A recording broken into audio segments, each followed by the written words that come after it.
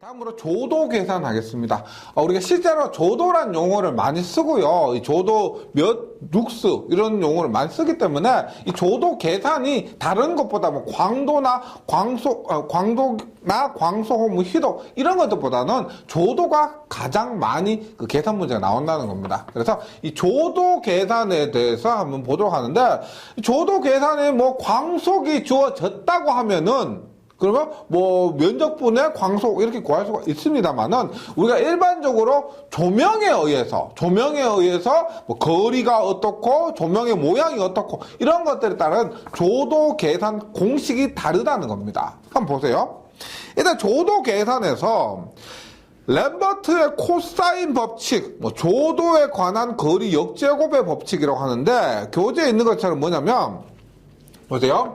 우리가 만약에 이렇게 조명이 있다면 조도 E는 R 자승분의 I라는 겁니다. 거리의 제곱분의 I는 뭐예요? 광속이라는 거예요. 광속. 그래서 즉 여기에서 거리 R이고요. 광도가 I라고 하면은 우리 이 지점의 조도는 R 자승분의 I라고 이렇게 구할 수가 있다는 겁니다. 이것이 우리가 램버트의 거리의 제곱의 반비례하죠. 그래서 거리 역제곱의 법칙이다, 이렇게 얘기를 한다는 겁니다. 거리 역제곱 법칙이다. 꼭 좀 기억을 해주시고요. 뭐 법선 조도, 일반적인 조도는 이렇게 한다. 근데 지금 여기에 의해서 이 조명에 의해서 거리 Rm 떨어진 점의 조도는 간단하게 이렇게 할 수가 있습니다. 그런데 일반적인 경우 보세요. 우리가 이렇게 되어 있습니다. 계산 문제로 굉장히 많이 나와요. 만약에 거리가 얘가 R이에요. 이 지점의 조도 구한다고 하면은 R 자승분의 E는 R 자승분의 I로 구할 수가 있습니다. 그런데 반드시 이 지점이 아니고 이만큼, 각도, 이 세타라는 것은 이 조명과 얘가 이루는 각도, 요것을 얘기하는 거예요. 그리고 거리가, 이것이 거리가 아니고 얘가 거리 R일 때, 이게 거리가 R일 때. 그러면 보세요. 우리가 이 지점의 조도를 구하는데 E라고 해서요. 보세요. 지금 이것의 조도는 얼마다? R 자승분의 I라고 하고요. 앞에서 말한 것처럼 거리 역제곱의 법칙 그대로 대입하는 겁니다. 그리고 이것을 우리가 법선조도라고 해요. 법선조도라고 합니다. 그런데 이 조도 말고 이성분이지, 이성분이 있을 수가 있고 이성분이 있을 수가 있습니다. 이 조도와 이 조도가 있을 수가 있어요. 이러한 조도를 구하는데 보세요. 얘를 우리가 뭐라고 하냐면, 우리가 보세요. 얘하고 지금 이것을 기준으로 가장 가까운 요것을 기준으로 얘는 보세요. 수평하죠. 얘하고 얘는 지금 수평합니다. 맞죠? 그래서 이것을 빨간색을 우리가 수평조도라 하고 뭐라고 되어 있냐면 H라고 합니다. 이 H는 R 자승분의 I고요. 보세요. 얘가 지금 억각이에요. 얘가 세타면 얘가 세타가 돼요. 그러면 보세요. 얘 끈 얼마요? 요거분의 요게 세타일 때 얘분의 얘가 뭐냐면 코사인 세타입니다. 코사인 세타. 따라서 여기 수평조도 EH는 R 자승분의 I의 코사인 세타가 되나요? 코사인 세타. 그래서 요것을 수평 조도 이렇게 됩니다. 그 다음에 요거 이제 파란색을 우리가 뭐 이런 V라고 해요. V를 R 자승분의 I고요. 얘는 뭐가 있어요? 빨간색이 우리가 수평 조도니까 지금 보세요. 얘하고 이 파란색은 수직을 이루죠. 수직을 이루고 얘는 사인입니다. 사인 세타고 해서 수직조도 이렇게 얘기를 합니다. 그리고 중요한 거는 만약에 있죠. 우리가 각도를 알고 있다. 그러면 우리가 조명이 지금 여기에 있기 때문에 일반적인 경우 조도를 구하라. 각도를 주고 조도를 구하라고 하면은 이거 수평조도를 구하면 됩니다. 즉 각도를 모르잖아요. 곡도를 모를 경우에는 우리가 조명에 의해서 조명 쪽으로 원하는 이 조도를 얘기하지만은 만약에 각도가 있다면 수평 조도, 즉 이 빨간색 성분 조도 이것을 얘기한다는 겁니다. 혹시나 문제에서 말이 없을 때 각도가 주어지면 수평 조도, 만약에 각도가 없으면 법선 조도다. 그냥 거리만 대입한 법선 조도다. 이것을 기억해 주시기 바랍니다. 조명이 여기 있고요. 우리가 물체가 여기 있기 때문에 이쪽 성분의 조도를 얘기한다는 겁니다. 면이 이렇기 때문에 이쪽 성분의 조도를 일반적으로 얘기를 한다. 이거 기억해 주시고요. 그래서 반드시 요것을 기억해 주시고요. 요거 실기에서도 종종 출제가 됩니다.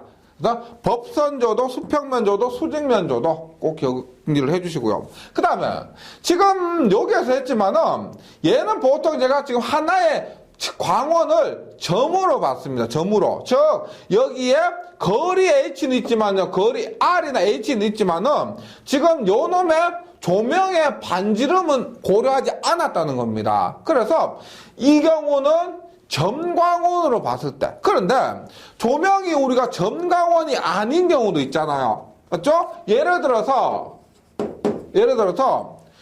지금 교재에 있는 것처럼 반구형 광원입니다. 이것이 지금 A고요. 반구형 광원에서 H.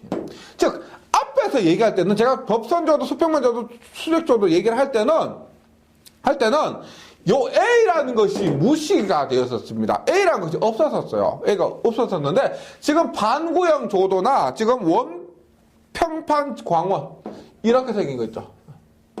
원평판 광원도 지금 요 놈의 A가 있다는 겁니다. A가 있고 여기에서 H가 있을 때 이렇게 되어 있을 때 우리가 조도 2는 우리가 보세요. 앞에서 지금 얘도 그렇고 완전 확산면 앞 시간에 얘기했었죠. 이는 얼마다? 파이비였습니다. 파이비. 이는 파이비였어요. 그런데 파이비에서 지금 H와 A까지 고려를 한 겁니다. 이 파이비 얘기할 때는 제가 H, A 이런 거 없었습니다. H와 A들이 고려됐을 때 얼마? 파이비에 H의 자승 더하기 A 자승분의 A 자승 이렇게 조도를 구한다는 겁니다. 이렇게 구해요. 그 다음에 구광원이 있으면 얘는 반구고요. 얘는 원평판 광원인데 구광원이 있어요. 구광원은 어떻게? 얘가 A고요. 요게 H예요. 이때 E는 좀 더 똑같죠? 파이비까지는 똑같고 파이비 얼마? H 자승분의 A 자승 이렇게 구하는 겁니다. H 자승, A 자승. 그래서 요것이 대부분 점광원으로 보고 앞에서 했던 법선조도, 수평조도, 수직조도 이렇게 구하지만은 때때로 어떻게? 이렇게 반구형이나 원평판이나 구광원일 때 조도 구하는 공식도 외워주시기 바랍니다. 그 다음에 우리가 일반적으로 보세요. 이렇게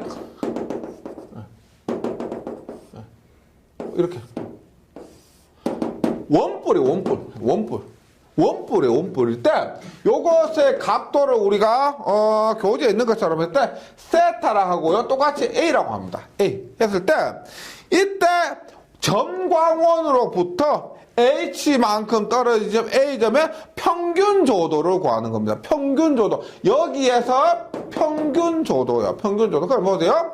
원뿔에서 먼저 광도를 구하면 원뿔의 광도 제가 저번 시간에 말씀드렸죠. 광도는 오메가분의 F입니다. 오메가분의 F. 그러면 원뿔에서의 오메가가 뭐라 그랬어요? 원뿔에서의 오메가 얼마?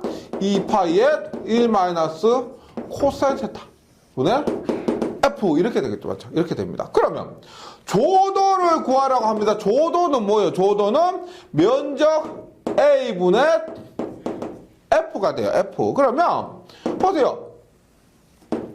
F는 얘가 통째로 넘어가니까 얼마가 돼요? 2파이 I의 1 마이너스 코사인 세타 이렇게 되고 면적은 뭐예요? 지금 여기에서 말하는 면적은 이 면적을 얘기하죠. 맞죠? 받는 조도는 광원을 받는, 광속을 받는 그 면적이니까 이 면적을 얘기합니다. 여기서 반지름이 R이죠. 여기서 반지름이 R이니까 얼마? 파이 R 제곱 이렇게 됩니다. 그래서 우리가 특별한 경우요. 특별한 경우 요렇게 원뿔로 되었고 이런 모양으로 되었을 때 조도 2는 파이 R 자성분의 2파이 R의 1 마이너스 코사인 세타 이렇게 구한다는 겁니다. 예, 지금까지 다 조도 얘기였어요. 조도 얘기인데 문제풀이 가보면 조도 구하는 것이 가장 많습니다. 실제 현장에서도 이 조도가 가장 더 중요한 거고요. 나머지 뭐 광도, 뭐 광속 이런 것들은 우리가 보세요. 전구가 있다 그러면 그 전구의 광속은 그 전구 만드는 회사에서 정해져서 나오는 겁니다. 그래도 괜찮아요. 근데 조도는 우리가 이 면적에 전구를 몇 개 달아야 되겠다. 이러한 것은 전기를 공사하고 전기를 설계하는 사람이 해야 되는 거예요. 그래서 이 조도 얼마 밝기로 하려면은 조도가 얼마가 돼야 되고 전구를 어떤 전구를 몇 개 달아야 된다. 그런 것들이기 때문에 이 조도가 다른 것보다는 굉장히 중요하다는 겁니다. 네, 조도 기억해 주시고. 그 다음에, 광원이 있습니다. 광원은 뭐야? 그냥 전등이에요, 전등. 광원, 빛을 내는 거, 빛을 내는데, 우리가 여기에서는 전기 응용에서는 당연히 전기를 이용해서 빛을 내는 광원을 얘기합니다. 그때, 발광현상이 뭘까요? 발광현상? 빛을 낸다는 겁니다. 빛을 내는데, 이 발광에는 두 가지가 있습니다. 두 가지 보세요. 온도 복사와 루미네선스가 있습니다. 루미네선스 뭐냐면 빛을 내는 원리가 두 개가 있어요. 빛을 내는 원리가 크게 두 가지가 있는데 열을 이용하냐 열을 이용하지 않느냐, 열을 가지고 빛을 내느냐 혹은 열을 가지고 빛을 내지 않느냐, 그 두 개로 나눠지는데 열을 가지고 빛을 내는 것이 우리가 온도 복사라고 합니다. 그 대표적인 것이 뭐냐면은 백열전등, 그 다음에 할로겐인데, 우리가 백열전등은 이제 생산을 안 하죠. 사용을 안 합니다. 백열전등. 근데 시험에 아직까지 나와요. 백열전등요. 근데 이 백열전등이, 아시겠지만은, 열을 이용해서요. 백열전등 불 켜고 나서 만지면 굉장히 뜨겁습니다. 형광등 이런 것보다 굉장히 더 뜨거워요. 그래서 얘가 사용을 왜 안 하느냐? 왜 안 해요? 너무, 예를 보세요. 불을 켜라고, 우리가 방을 밝히라고 이 백열전등을 다루는데 얘가 뭐 난방을 해버린다는 겁니다. 특히나 여름 같은 데 있죠. 안 그래도 더워 죽겠는데 백열전등 켜면은 너무 얘가 불도 밝히지만은 에너지의 많은 부분을 열을 내서 버리는 거예요. 그래서 여름에 더 덥고 에너지 효율도 안 좋고 그래서 사용을 안 한다는 겁니다. 그래서 LED 등이나 뭐 형광등 이런 것도 사용하는 거죠.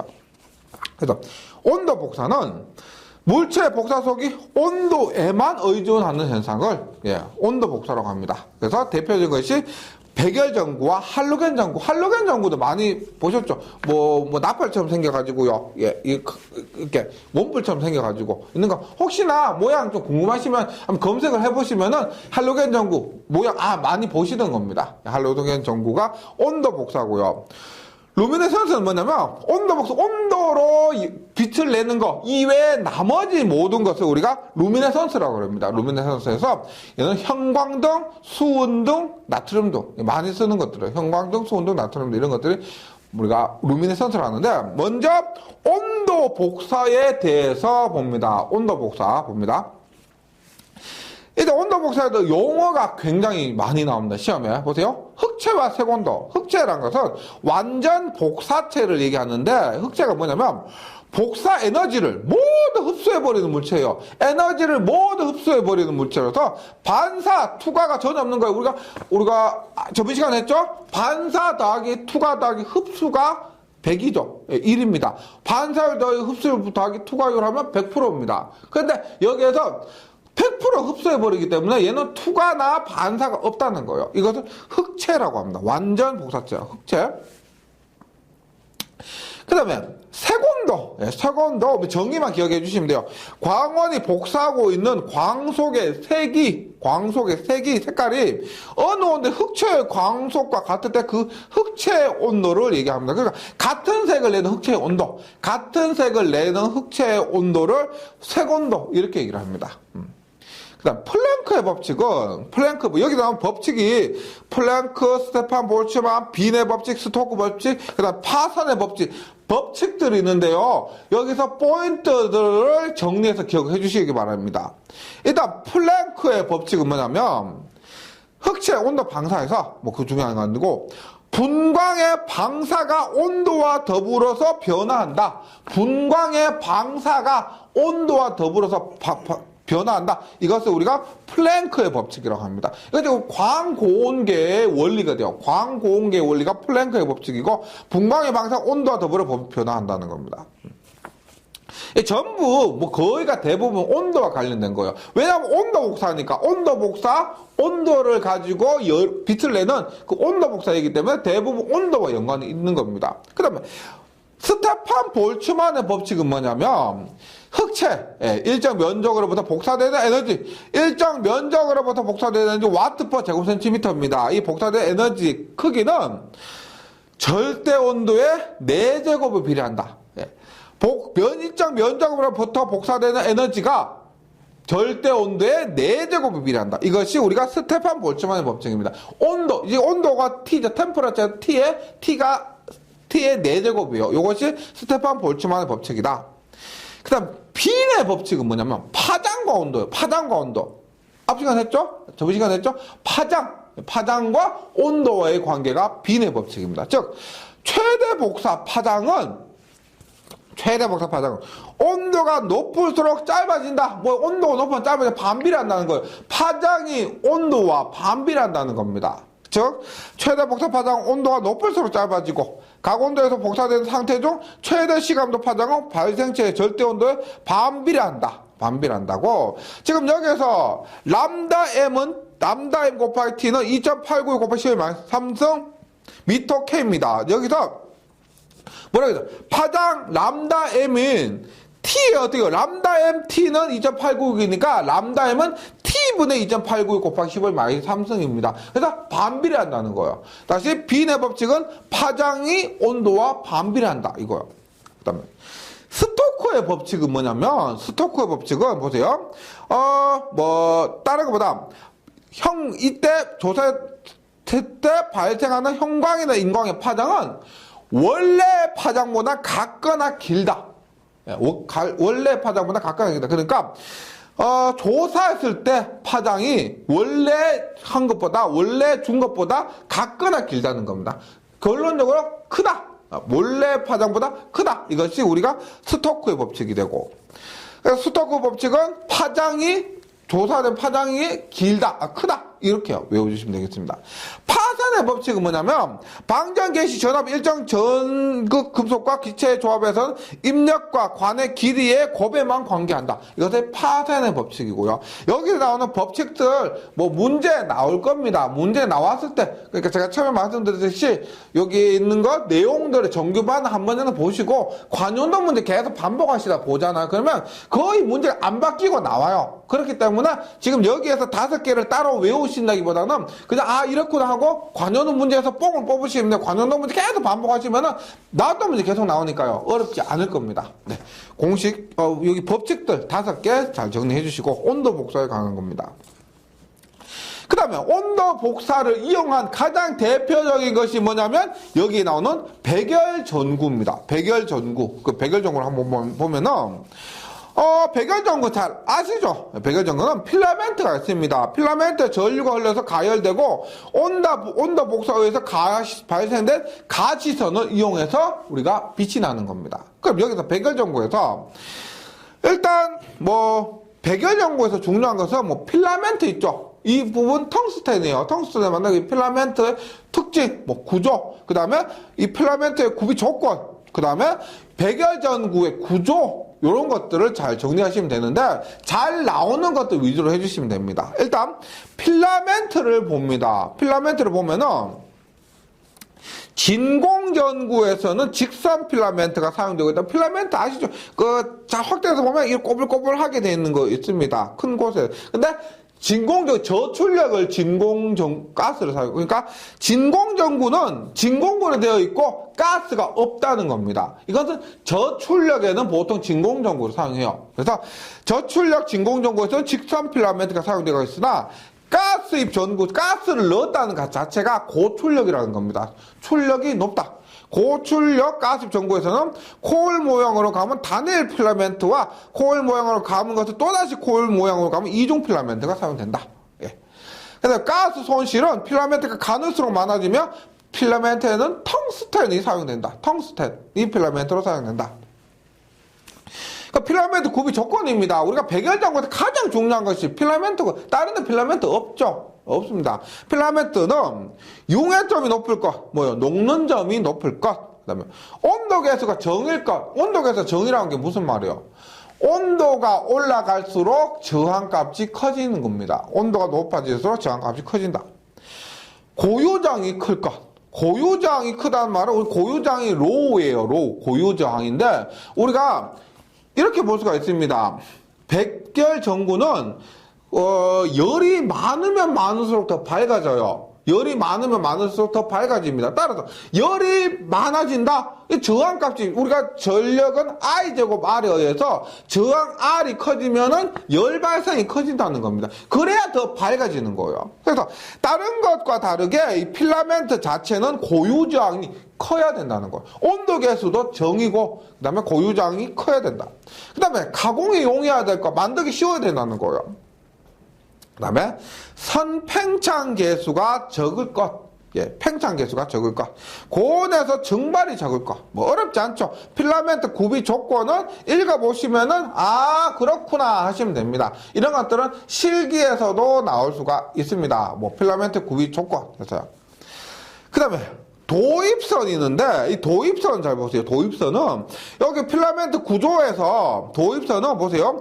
외부 도입선이 있고, 내부 도입선이 있고, 봉착부 도입선 3개가 있습니다. 도입선은 3개가 있어요. 그래서 외부 도입선은 우리가 그 소켓 있죠. 소켓에 소켓에서 외부에서 내부로 연결되는 거, 그것을 얘기하는 거예요. 외부 도입선은 구리선이 사용되고요. 구리선이 사용되고, 내부 도입선이 있습니다. 내부 도입선은 외부 도입선에서 나와서 연결되는 거죠. 필라멘트와 연결되는 곳에 사용되는 것이 내부 도입선인데, 구리 이외에 니켈 도금 철선이 사용됩니다. 니켈 도금 철선이 사용되고, 봉착부 도입선입니다. 봉착부 도입선은 외부와 내부 중간에 있는 거 있죠. 봉착부 도입선으로서는 유리압 팽창 계수가 일치하는 두밋선을 사용합니다. 두밋선이라고 해서 우리가 니켈 강에다가 동피복을 한 거예요. 니켈 강에다가 동피복을 한 것을 두밋선이라고 하는데,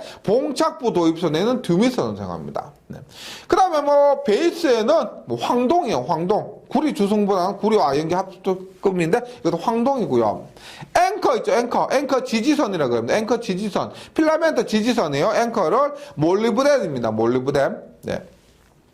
봉입값은 일반적으로 질소와 아르곤의 혼합값인데, 혼합값을 우리가 고출력 백열전구에서는 가스를 넣는다 그랬죠. 가스를 넣는데 여기에 사용되는 가스가 질소와 아르곤 가스의 혼합입니다. 질소 아르곤 가스의 혼합이고, 질소는 우리가 산화 방지, 아크 억제. 그러니까 우리가 이 필라멘트에 열이 굉장히 많이 나기 때문에 산화를 방지하고 아크를 억제하기 위해서 질소 가스 사용되고요. 아르곤은 우리가 증발 억제하는 겁니다. 필라멘트 증발을 억제하는 것이 이 아르곤이 되고, 그래서 질소 아르곤은 혼합 가스가 사용된다는 거예요.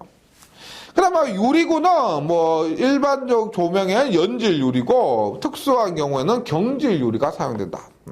게터 잘 나와요. 게터가 뭐냐면 필라멘트 산화 방지, 유리의 흑화 방지. 흑화 뭐예요? 검게 변하는 거 있죠. 흑화를 방지하는 것이 이것 게터인데, 진공에서는 정린, 그러니까 게터 얘기가 잘 나온다고 해서 종종 출제가 돼요. 출제되는데, 게터레가 목적 자체는 필라멘트의 산화 방지하고요. 그 다음에 유리의 흑화 방지하는 건데, 진공, 우리가 저출력 있죠. 진공에서는 정린이 사용되고, 보통 정린이 사용되고, 가스에는 지라바륨이 사용됩니다. 그래서 이게 그 게터 자체가 진공이냐 혹은 가스냐에 따라서 게터에 사용되는 물질이 달라진다는 겁니다. 예, 요거 문제에서 확인해 주시고요. 그래서 지금 교재에 이렇게 적어 놓으셨다가 문제 풀이하면서 이런 것들을 확인을 해가지고, 예, 그때 다시 보시면은, 예, 효과가 더 좋을 겁니다. 그 다음에 텅스텐 전구의 전압 특성이 있는데 뭐냐면 이런 말이요. 텅스텐 전구에, 우리가 텅스텐 필라멘트, 텅스텐 전구에서 전류는 전압의 0.5승에 비례하고 전력은 1.5승에 비례합니다. 근데 잘 나가는 거 광속이나 수명 이런 거 잘 나와요. 광속은 3.6승에 비례하고요. 전압에 3.6승에 비례하고, 그러니까 전압이 커지면 광속은 3.6승배가 증가한다는 겁니다. 효율은 1.9승배고 수명은 마이너스 13승에 비례한다는 겁니다. 수명은 요런 거 수치가 이런 거 있다. 기억을 해주시고요. 그 다음에 할로겐 전구가 있습니다. 할로겐 전구인데 이것도 우리가 온도 복사를 사용한 것이 백열 전구, 할로겐 전구. 이거 우리가 시험에 나온 거 일반 두 개인데요. 할로겐 전구는 백열 전구보다 확실히 좋습니다. 그래서 아직까지 사용이 됩니다. 할로겐 전구요. 봅니다. 석영관의 중앙에 텅스텐 코일을 직선상으로 펴고 불활성 가스와 함께 미량의 옥소 등 할로겐 원소를 봉입한 전구. 그러니까 할로겐 원소를 봉입했다고 해서 할로겐 전구입니다. 예, 할로겐 전구 많이 사용되고, 그래서 용도는 옥외, 예, 투광 조명, 광학용이나 자동차용 조명이고, 스폰라이트 조명인데 한쪽을 집중적으로 조명하는 그 스폰라이트 조명 등의 할로겐 전구가 사용이 됩니다. 특징으로는 이거 보세요. 백열 전구는 흑화가 있습니다. 백열 전구 많이 쓰다 보면 검게 변하는 그런 흑화가 있는데 이 할로겐 전구는 흑화가 없어요. 흑화가 없고 초소형 경량화. 예, 백열 전구보다 그렇게 안 큽니다. 이 조그만죠. 할로겐 조그마죠. 예, 그래서 초소형 경량화 할 수가 있고 수명이 길고 별도의 점등 장치가 필요 없고 연색성도 좋습니다. 연색성 좋습니다. 우리 정육점 나오는 그 연색성도 좋다. 휘도가 높다. 눈부심이 크다는 거고요. 온도가 높다. 온도가 뜨겁고 열 충격에 강하고 광속이 크다. 그래서 일단 여기에서 백열 전구에 비해서 좋은 것이 흑화가 발생하지 않는다. 초소형 경량할 수가 있고 수명이 길다. 연색성이 좋다. 이런 것들이 백열 전구에 비해서 좋은 겁니다. 네.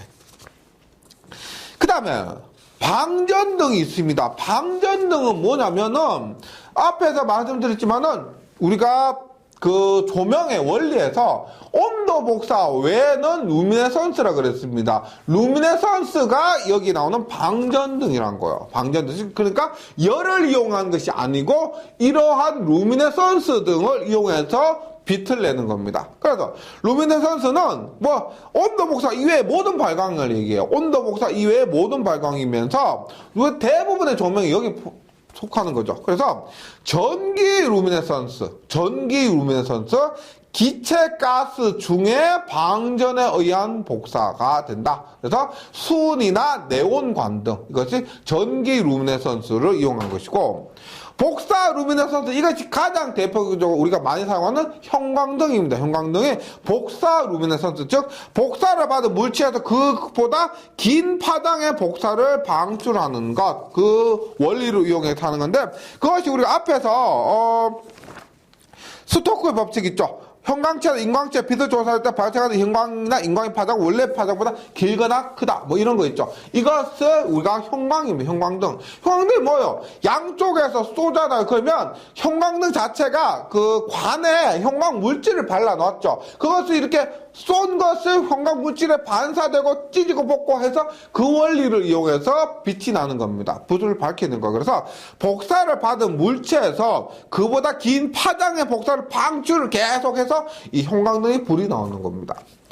음극선 루미네선스는 우리가 텔레비전 영상 브라운관, 요즘은 잘 브라운관 사용 안 하지만 예전에 브라운관 많이 썼죠. 텔레비전 영상 브라운관에 음극선 루미네선스를 사용하고, 파이로 루미네선스는 발륨 아크, 예, 파이로 루미네선스는 발륨 아크고, 전개 루미네선스, 전개를 우리가 EL입니다. EL 등이라고 하고요. 고체 내 전개 에너지의 변화에 의한 복사고 EL이라고 합니다. EL 등을 전개 루미네선스 이용한 등이 됩니다. 그러면 여기서 종류 및 특성이요. 루미네선스의 종류보다는 실제로 각각의 전등의 종류 및 특성, 이것이 더 중요한 거예요. 보세요. 일단 다 외우시긴 너무 어렵고요. 중요한 포인트만 잘 보시면 됩니다. 일단 탄소 아크 등은 순탄소 아크 등, 발열 아크 등 이런 것들이 있는데, 고휘도 아크 등 이것이 많이 사용되고요. 휘도 눈부시다는 겁니다. 휘도가 크다, 눈빛인데 대형 영사기고 눈부심이 큰 곳에 탄소 아크 등이 사용됩니다. 대형 영사기에 탄소 아크 등이 사용된다. 그 다음에 나트륨 등 굉장히 많이 사용돼요. 나트륨 등이 이거는 거의 독보적으로 보세요. 안개 많은 지역이나 터널 내 조명에는 나트륨 등이 사용되고 효율이 가장 좋습니다. 효율이 가장 좋아. 그래서 안개 지역, 그 다음에 터널 안 지역, 그다음 효율이 가장 좋다. 근데 가장 단점이 뭐냐면 연색성이 안 좋았기 때문에 얘는 실내는 거의 사용 안 돼요. 실내는 거의 사용 안 되고, 연색성이 나빠 실내 조명으로는 부적당하다. 연색성이 가장 좋은 건 크세논 등이었고, 가장 나쁜 거 나트륨 등이었죠. 연색성이 안 좋은데 다 나트륨 등은 안개 지역, 터널, 그 다음에 효율이 가장 좋다. 이런 의미에서 가장 좋다는 겁니다. 수은 등, 말 그대로 수은을 이용한 건데 저압, 고압, 초고압 등이 있다. 크세논 등은 앞에 시간에 말씀드렸지만 가장 큰 특징이 연색성이 가장 좋다는 겁니다. 연색성이 가장 좋다. 그 다음에 그것이 가장 천년 주광에 가깝다. 그래서 연색성이 좋다. 이렇게 기억을 해주시면 되고요. 네온 전구가 있는데 네온 전구하고 네온관하고는 다른 겁니다. 지금 네온 전구는 보세요.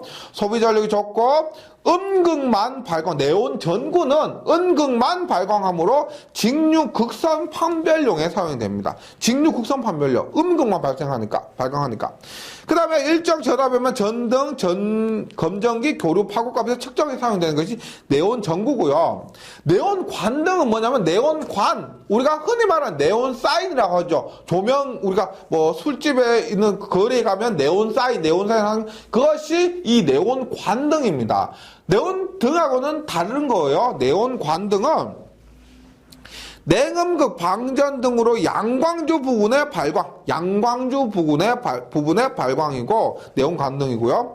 네온 변압기, 누설 변압기로 네온 변압기로 사용한 것이 이 네온 관등입니다. 이 네온 관등 전기 설비 기준 판단 기준 하면 네온 변압기 3종 접지, 네온 변압기 1000V를 어쩌고저쩌고 하면 에다 사용 공사를 해야 된다. 그런 것들이 이 설비 기술 기준에도 있는 내용이고요. 그것도 지금 네온 관등이고 네온 전구, 음극만 발광한다. 이 네온 전구하고는 구분을 해주셔야 됩니다. 네, 꼭. 그다음 형광등입니다. 우리가 아직까지 가장 많이 사용하는데 수명이 굉장히 길고요. 그다음에 수명이 길고 효율이 좋다. 이것은 백열 전구에 비해서 그렇다는 겁니다. 근데 얘는 역률이 나쁘죠. 여기 우리가 형광등 안에는 안전기가 있죠. 안전기, 코일, 콘덴서 이런 것도 이루어져 있고, 그래서 역률이 나쁩니다. 역률이 나빠요. L이나 C상 이런 것들이 있기 때문에 역률이 나쁘고, 온도에 영향을 받습니다. 온도에 영향을 받는다. 그 다음에 여기서 전광속 있죠. 전광속이 100시간 전등 후의 광속이요. 우리가 켜고 나서 100시간 뒤에 광속이 얼마냐 하는 것을 전광속이라고 하는데, 여기서 초특성이라고 합니다. 초특성 전광속이라고 하고, 동정특성의 광속은 500시간 점등 후의 광속. 그래서 전광속은 100시간 점등 후, 동정특성의 광속은 500시간 점등 후의 광속을 얘기합니다. 그 다음에 EL 등, 전개 루미네선스에 의해서 발광되는 고체 등으로서 표시등, 장식용 등에 이용되는 것이 EL 등이고, 네. 다음 페이지에 가시면, 광색에 의한 형광등의 분류가 있습니다. 광색에 의한 형광등 분류에서 우리가 주광색, 가장 많이 쓰는 거 주광색 쿨화이트. 예, 우리 일반적으로 현장에서 뭐 쿨화이트로 많이 쓰는 건데 주광색입니다. 상관색 온도가 5700K에서 7100K까지. 이것이 가장 온도가 높은 것이 주광색이라는 겁니다. 그다음 주백색이 있고 뭐 백색이 있고 온백색이 있고 전구색이 있어요. 전구색이 가장 온도가 낮은 건데 백열전구는 우리가 대부분 뭐 이런 지금 전구색이 뭐냐 웜 화이트입니다. 웜 화이트 따뜻한 화이트고요. 그다음에 주광색이 쿨 화이트 차가운 화이트 이런 건데 이것에 따라 색깔이 있다. 그다음에 가장 온도가 높은 것이 주광색이다. 가장 낮은 것이 전구색이다. 요런 것 정도만 기억을 해 주시기 바랍니다. 그다음 형광체의 광색이 있는데 보세요. 우리가 형광등에서 색깔을 낼 수가 있다는 겁니다. 색깔을 낼 수가 있는데 형광체 광색에서는 녹색이 효율이 가장 좋고 적색이 가장 낮다.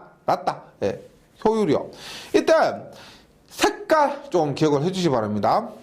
텅칼입니다. 텅스테탄 칼슘이요. 텅칼은 청색이고요. 텅산 마그네슘은 청백색입니다. 그 다음에 규산 아연 녹색, 규카 등색, 분카 핑크색. 요거에서 뭐 시험에 있죠.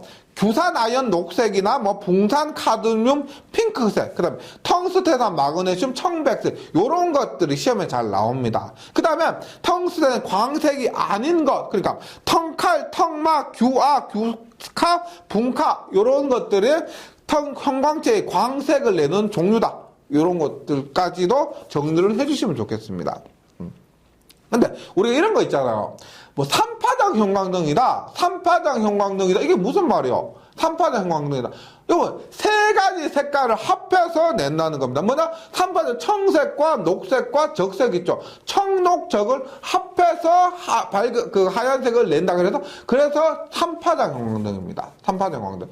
5파장도 있죠. 5파장은 뭐다? 우리가 3파장에다가 청록색이나 적색, 진한 적색 이런 것들은 더 두 가지 색을 더 추가해가지고 그것이 5파장 형광등이 되는 거예요. 3파장 형광등. 그래서 지금 3파장, 5파장도 그렇고요. 형광체 광색 요 부분은 또 실제로 많이 사용되는 부분이기 때문에 좀 암기를 해주시기 바랍니다. 그 다음 각종 램프의 효율이 있습니다. 각종 램프의 효율 나트륨 램프 가장 좋죠. 80에서 150 가장 좋은 것이 150 나트륨이에요. 그 다음 가장 안 좋은 건 뭐예요? 저 밑에 가니까 백열전구 7에서 20이고 그 위에가 할로겐 전구 20에서 22. 즉 온도 복사로 이용한 램프 등의 효율이 굉장히 안 좋은 겁니다. 그렇게 확인할 수가 있고 모두 외우실 수는 없다 하더라도 각종 램프에서 가장 좋은 건 나트륨등, 두 번째 메탈 할라이드, 그 다음 가장 안 좋은 거 백열전구, 그 다음 안 좋은 거 할로겐 램프. 이 정도는 정리를 해주실 필요가 있겠습니다. 네, 여기까지 잘 해주시고요. 다음 시간에 이어서 우리가 조명공학 마무리 짓도록 하겠습니다. 잘 정리해 주시고 저는 다음 시간에 다시 뵙겠습니다. 수고하셨습니다.